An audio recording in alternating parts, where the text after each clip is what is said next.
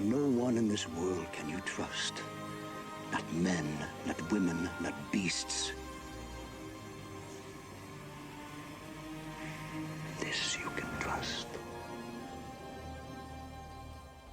Hello and welcome to another episode of Glory of Golden State Gaming. I'm your host Swamp Swimmer, and with me, as always, the Bugs Bunny to my Daffy Duck, Vespacian. Hey everybody, there we go. We're digging into the archives there. I like it. How's everybody doing? Good. So, you know, I was thinking, we often get comments about your production of photos for battle reports, and I'm not to dig on you, but like, is there? My methodology is I do the picture phase after both my and the opponent's deployment or movement phase. I take a picture. I call it the picture phase. Yeah. Sometimes that gets a little confusing during the battle reports, like the action between like a full turn. A lot of stuff happens in the close combat phase, and then you see the movement phase on the turn afterwards. After that, my proposal is, would it be a better idea to move the picture phase to the complete end of the turn? Mm-hmm. And it's not a bad idea. You know, if the stated objective is to try to get me to take more pictures, it's not a bad idea. I think the perfect world. I think those are the two options. Yeah, I think the perfect world would be both. A picture after the movement, so you cover charges, which is in the movement phase, which is the big part of the game, and then at the end of the turn is the results of all those actions in the turn.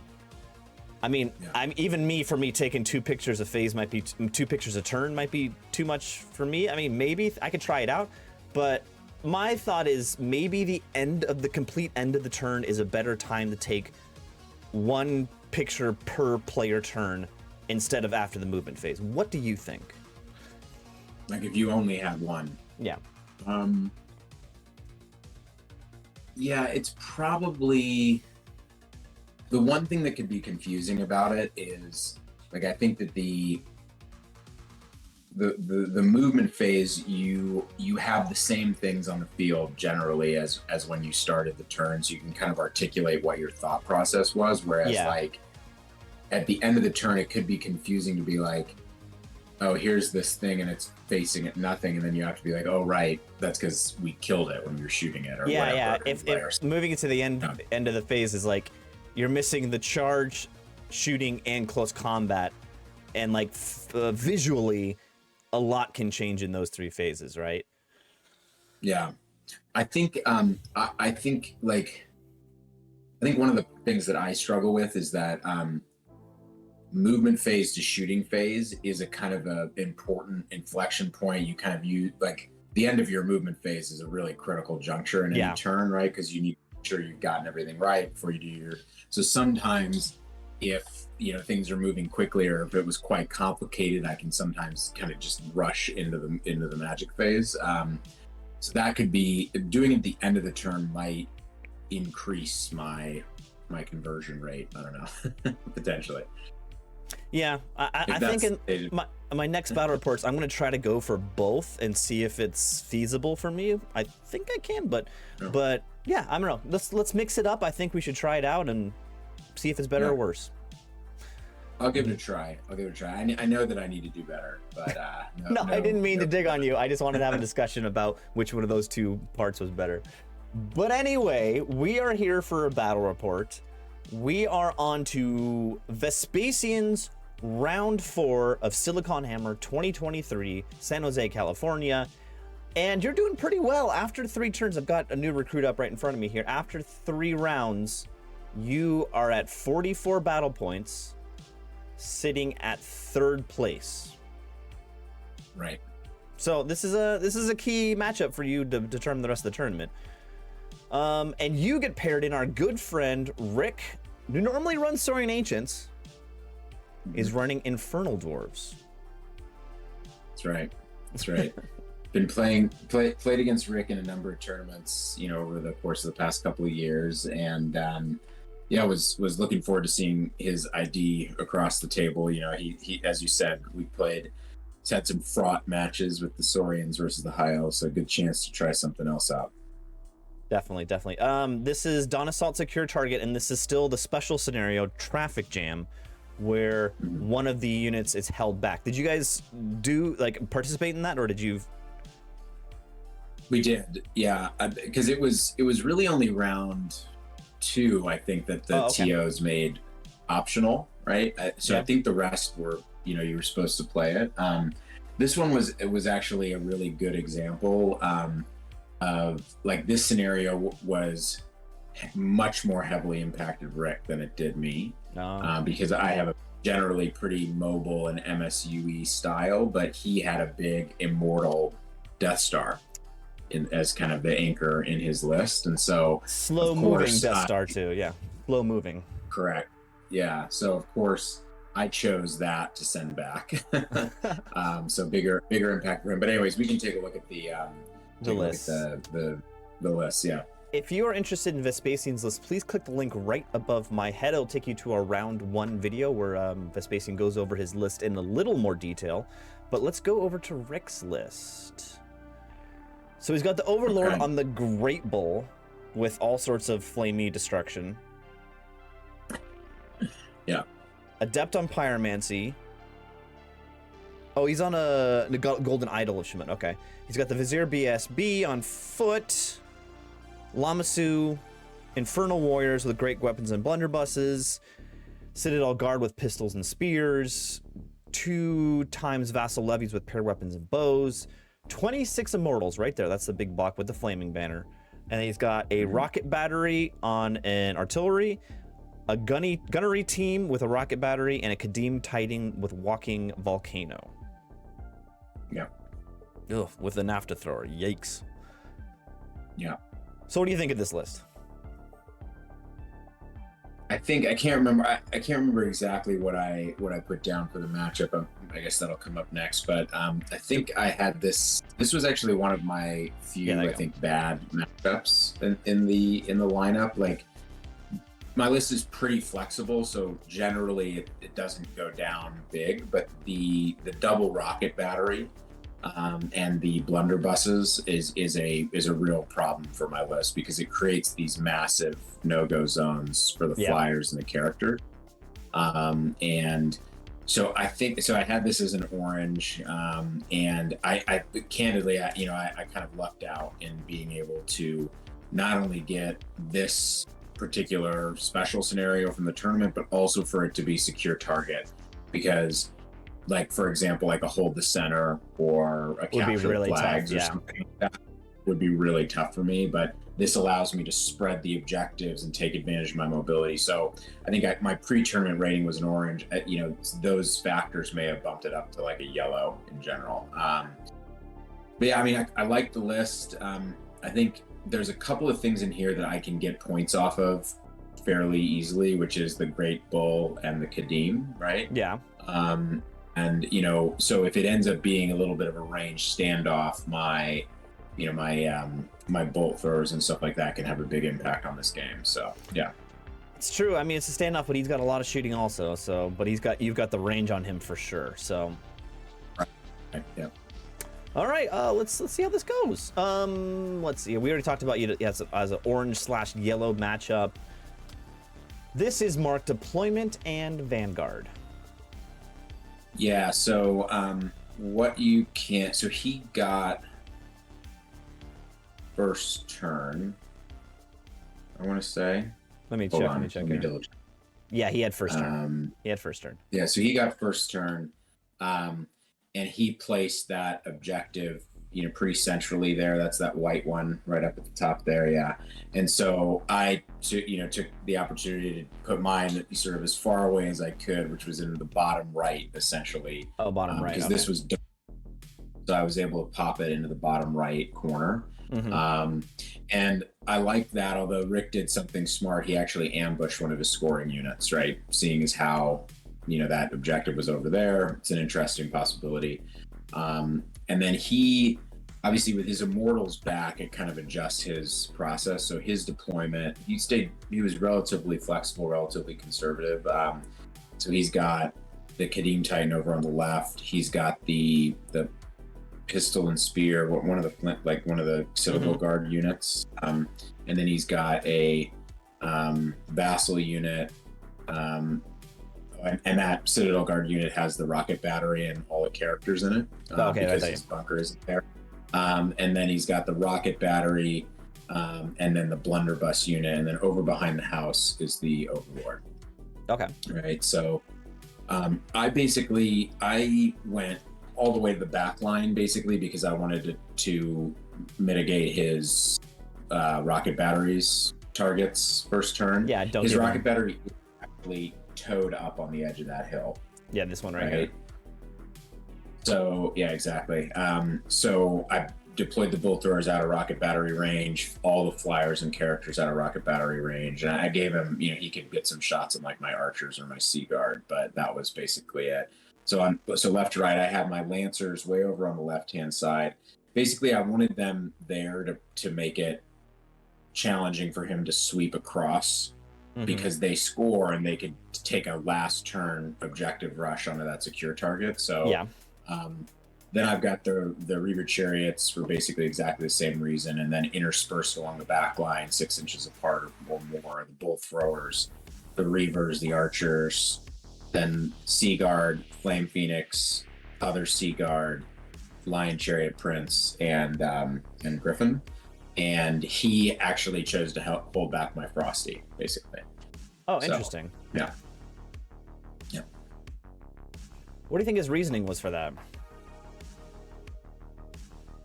I think he just didn't have a great answer. You couldn't hold back characters, right? So that's an important reminder. I think he would have picked one of my characters if that was the case, but I think he just didn't have a great answer, a great pick for it, because my scoring units and stuff just don't really make a ton of sense. So I think he figured the Frosty, might just prevent envelopment. I'm not exactly sure. Yeah. Okay. Let's move on to the next pick here. Top of one movement.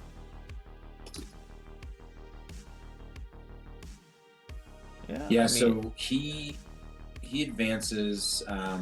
He kind of moves up. I think that he was trying to create room. He wanted to bring his immortals kind of up almost directly behind that secure target and advance. So he wanted to create room for them to come on turn 1 or turn 2 rather. I had made it so that he didn't really have great, shots. So he kind of just moved up as quickly as he could. He did bring the bull out, which I was a little bit surprised by, but he's got him set up so that I think all or most of my bolt throwers would get cover from that forest. So I guess just trying to be aggressive. But it was I felt like with the Lion Chariot Prince in play over on the right hand side, I just didn't know where that character was going to go without putting himself at big risk. So I was pretty fine with this. He's just trying to create board space, I think, generally. Gotcha. Moving on, this is bottom of one move. I see a couple of your miniatures missing, a couple Sea Guard, but nothing crazy with his shooting phase. Yeah, again, I mitigated his first turn options, and I think I just focused on dispelling Fireball because it didn't really matter other than that, because nothing else was in range. And he, like you said, he plinked like 1 or 2 archers off or something along those lines. Nothing special. And so what you can see that I did, let me just bring up this. So what you can see that I did was I shuffled the Sea Guard and my characters over on the right-hand side, so that I could throw a couple of, shots at the bull and basically zone his advance, making it just really hard for him to bring the bull forward. And I started moving the Reaver chariots out further to the left, again, respecting the range of the Titan with the naphtha thrower. So I was staying out of that, 19 or whatever it was inches, but just making it painful for him to sort of do a full court press towards the center. And I think that was, so then in my shooting phase was entirely focused on that rocket battery on the hill, because if I hit that thing down, right, then my flyers and characters have, you know, essentially free reign, because the gunnery team rocket battery obviously has a much smaller range, right? Was pretty happy with this, and then in that turn, I think I overperformed just slightly and did 3 wounds to the rocket battery with my bolt throwers. So I was pretty happy with how that turned out, and then I think I just plink a couple wounds here and there off of other stuff with my short range shooting. So that was about it. Nothing too exciting here. Top of 2. Yeah, so top of 2. He brings on the Immortals here behind the hill. He brings on the Immortals behind the hill, and he waffled about this quite a lot, but ultimately he decided to take his rocket battery off the hill. Oh. And so, you know, his rationale was, if I lose it next turn, that changes the game. And it's kind of a little hard to tell, but he actually had fairly decent, most of my flyers and characters are sort of over on the right hand side, you can see. So he actually had fairly decent line of sight between the hill and the house to cover that section. So I think his thinking was, look, you know, make it impossible for my bolt throwers to take it off next turn, continue to zone a key part of the board, while he brings his other gunnery team up to kind of cover the center, right? Yeah. And he's also got the blunderbusses there. So I think ultimately he landed on that. He did end up, he just totally ignored the threat of my Reaver Chariots over there on the left-hand side and brought his Titan up. And then just a little bit of shuffling and reforming. You can see he sort of pulled the bull, the great bull back a little bit. Looks like is it way over here on the right? Yeah, not a massive amount, but I think he just had to respect the Huntsman Prince's zoning range, and I'm fine with that. I mean, he can have his 1,000-point model do nothing all game from my perspective, no problem.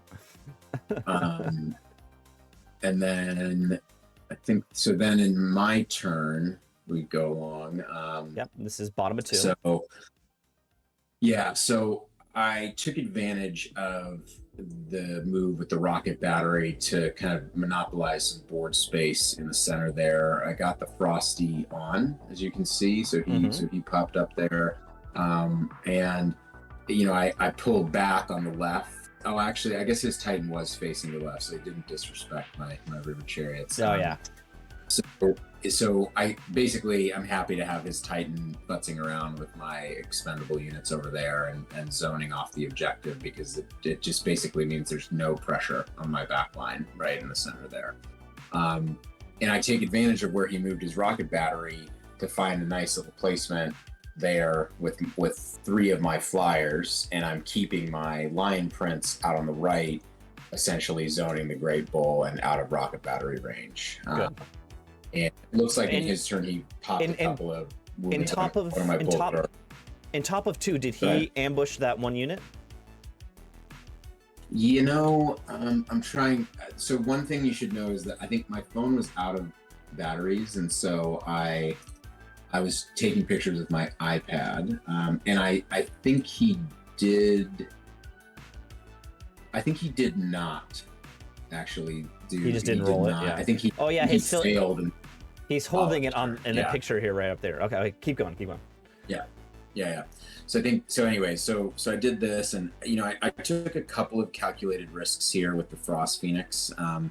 Obviously, he can shoot the blunderbusses at it, right? But there's a forest in the way, and I'm using the Frosty essentially to provide cover to the Nova Griff and the Flame Phoenix.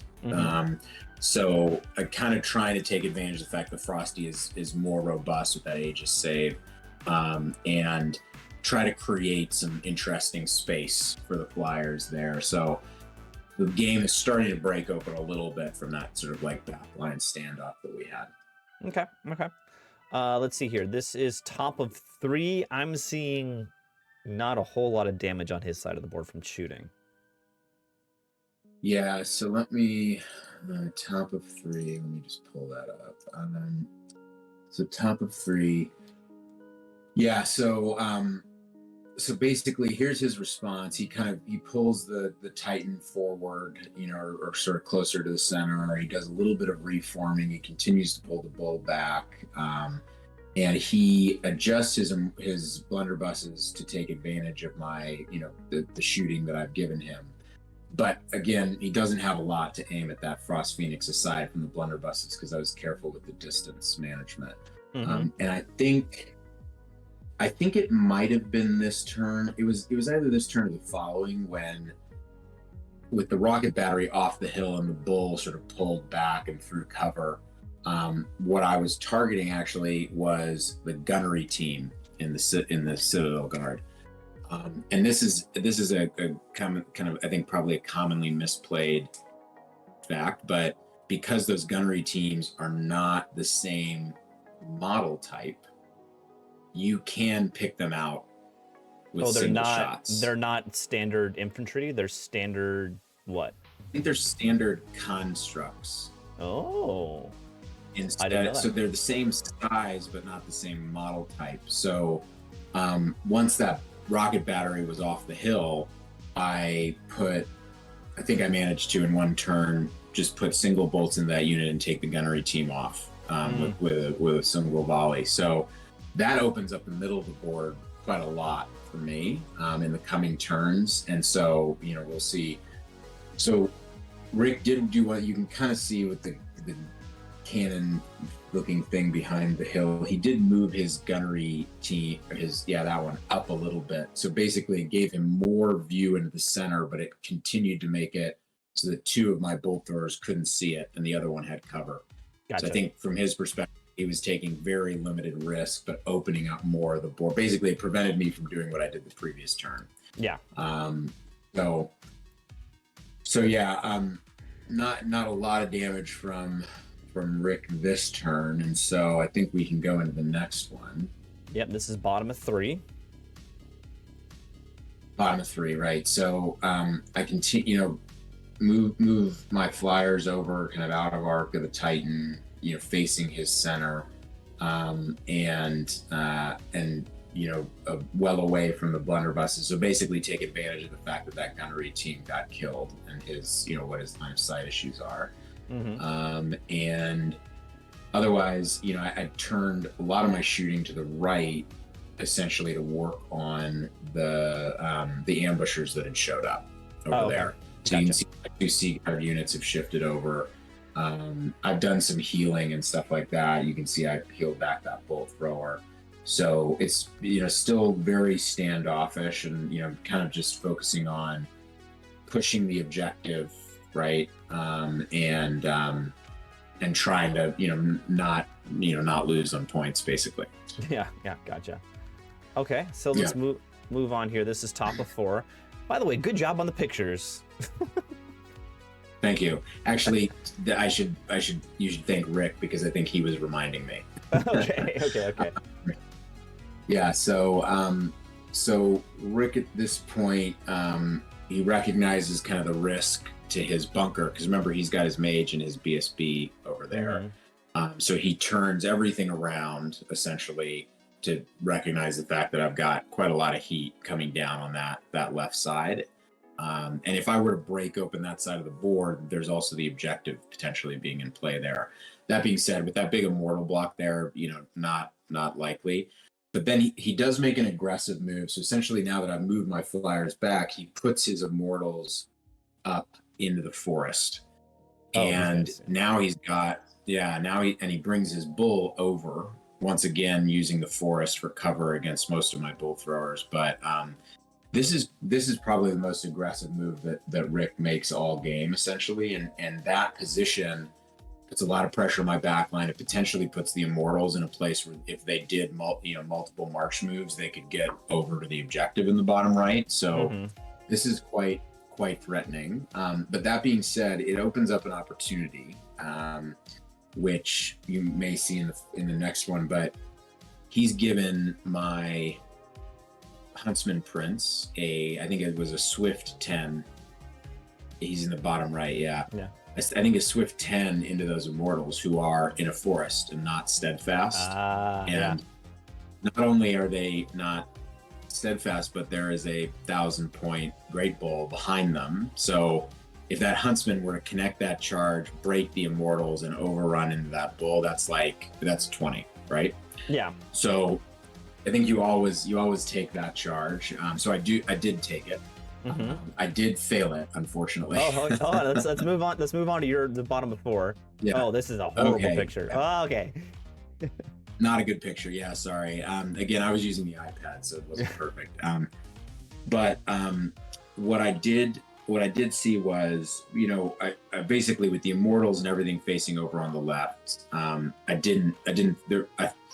thought that I'd pretty much lose anything that I put in there, even if I picked up his BSB and his mage. It probably wasn't worth it, and I never get that objective with the immortals there. So I bail out, take advantage of another deployment opportunity or a positioning opportunity here, where I was able to hide my flyers essentially out of the rocket battery range with no charges, because his Citadel Guard are blocking up his immortals and they have no eligible charge, right? Yep. So this was nice because now his immortals can't get away from those 2 Phoenixes and my Nova Griff, and I've chaffed them with the Reavers, making it so that he basically has nowhere to go. Now I'm going to take a turn of shooting with something over there with the underbusses, but I liked this positioning. As mentioned, I failed charge with the Huntsman Prince. You can see it over on the right over there. Yeah, way over here. The big downside risk of this was that I still think I take this because it's such a big swing in points, but the downside risk was I had been skirting the edge of that rocket battery's range the whole game. Yeah. So the failed charge actually brought me within range of it. Oh, no. Right? So I was going to have to take a volley from the rocket battery. I'm still pretty happy with this. And now, because of the aggressive move he made with the Immortals, I figured I had a shot at getting that unit, which is interesting. And I've got the Nova Griff zoning his bull, essentially, wherever he goes. So was feeling pretty good here. All right, so this is this is a better picture of bottom of 5. Oh no, so that was bottom of 4. It skips to bottom of 5. Okay, yeah. So so what you can see basically is where did the bull? I guess he must have pulled the bull back behind the house, right? He just didn't. Yeah, I see the shadow. Take the risk. I see the shadow here. Yeah. Woo! Yeah, there you go. He did turn his blunders and shoot at one of the Phoenixes. I can't tell which, but just didn't do a ton of wounds. Wasn't hitting well. That wasn't wounding well. And he does go after the Huntsman Prince in the bottom right, but I luck out, and I think he only does like 2 wounds. He doesn't kill him, basically. Doesn't kill him, yeah. And so then in my turn, I have a decision to make. Basically, I've got the charge with the 2 Phoenixes and the Huntsman into those Immortals. And so I go for it with all 3. I fail with the Huntsman. Again? Okay. But I do. Yeah, I make it in. I make it in with the 2 Phoenixes. And once again, they're still in the forest because I chaffed them in, basically.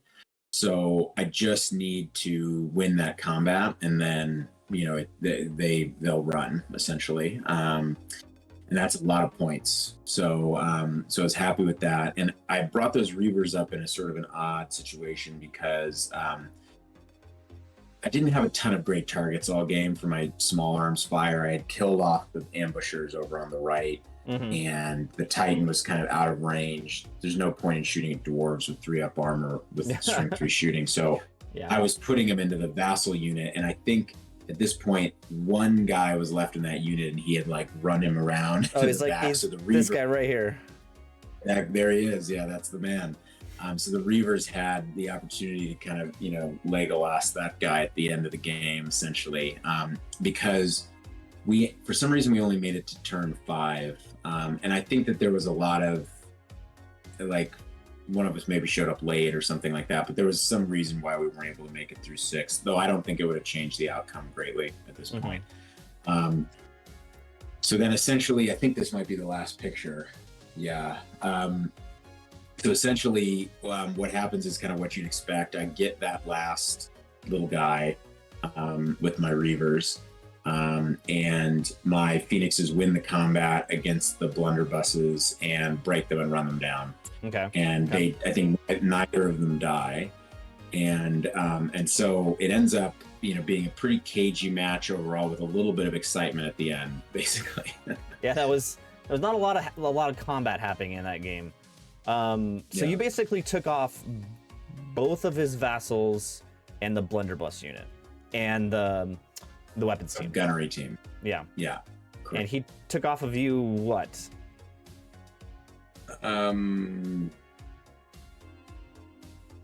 One nothing. of the Sea Guard? Oh, the other Sea Guards are over here. Wow, nothing. The other Sea Guards claim. I think maybe nothing. Yeah. So that ends up being a 12 to you. Is that right? Yeah. Because you pushed the secondary. Okay. Correct. Yeah, we pushed the secondary, and I think points wise, those vassal units are like insanely cheap, and I think points wise it was like 800, so it missed the 3-point threshold by a bit. And yeah, it was a really cagey game. I think that obviously the scenario had benefited me, with keeping that immortal block back, because I think if that immortal block back is up 12 inches turn one and just shoved straight into my face, I think that's a pretty different game. But you never know. I mean, there's lots of opportunities when those kind of things happen. I've got, lots of heavy hitters that can go into that unit. So you never know. I mean, that's a bigger, risk reward kind of a model. But yeah, I was pretty happy with how this turned out given the matchup and everything. Both of you were playing pretty defensively. The only real aggressive move was when he pushed up his blunderbuss guys, which I think that was really the only mistake in the game. You could easily chaff him. If he would have stayed conservative, it probably would have gotten him 1 battle point. You would have ended up being an 11-9 probably. Yeah. Well, I mean, okay. It's not that exciting of a game, but it's still interesting. I just want to point out that after this game, you are now sitting on 56 points, and you are still in 3rd place. But the difference in you and 1st place dropped. You are 7 points behind 1st place. Yeah, and so that was actually, Rick and I talked about this at the beginning of the game, because we were in a situation where there was somebody who was like way out in front at the end of round 3. I think they had like 56 points or something crazy like that. They had 55. And you were 11 behind them. Yeah, and so if that person got a big win, it kind of didn't matter what happened on our table. Like, it was going to be, they were going to be out of contention, right? Or they were going to be past the contention, right? Because they'd be in like, the sort of like high 60s, low 70s sort of a thing. So we basically, I think the main thing for either of us was that it didn't really matter a lot as long as neither of us got a low score, basically, right? So we talked about that a little bit, and I think that may have played in a little bit to the way that we both played it, right? You played more conservative, So what ended up happening was sort of the best case scenario for us, where that person who was way out in the lead actually got stomped. I think took like a 16-4 loss, right? And so that pulled us, even with this small win, actually pulled us a little bit closer because somebody got jumped, right? And so, yeah, it sets up a very interesting game 5 for me. Yeah, definitely. Yeah, that's it. Next battle report will be my round 5. Hey, thanks for watching. Please like and subscribe, and we will see you next time. Thanks, everybody.